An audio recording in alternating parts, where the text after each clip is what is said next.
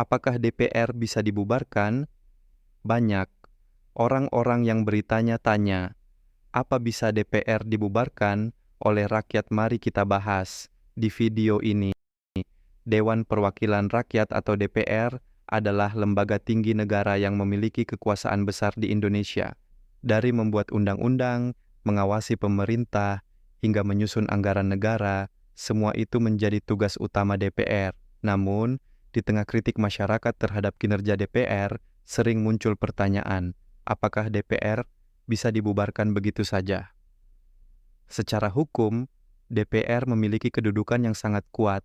Hal ini karena keberadaan DPR diatur langsung dalam Undang-Undang Dasar 1945.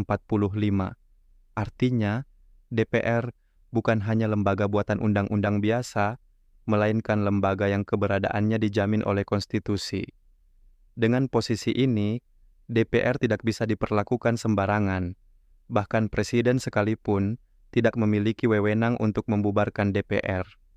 Lalu, apakah DPR sama sekali tidak bisa dibubarkan? Jawabannya, hampir mustahil, kecuali ada perubahan besar pada konstitusi.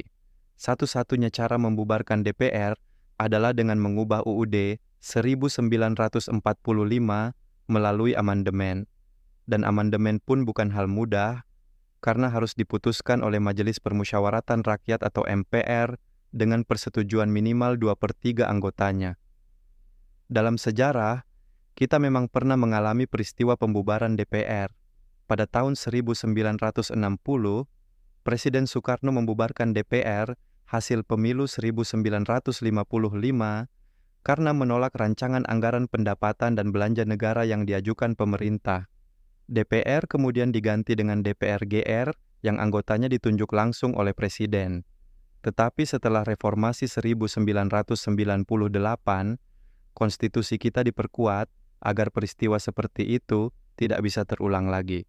Kini, DPR memiliki perlindungan hukum yang jauh lebih kokoh. Jadi apakah DPR bisa dibubarkan? Jawabannya jelas, tidak bisa, kecuali melalui jalan panjang amandemen UUD 1945.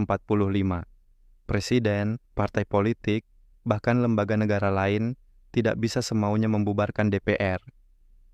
Daripada membubarkan, langkah yang lebih realistis adalah memperbaiki kinerja DPR.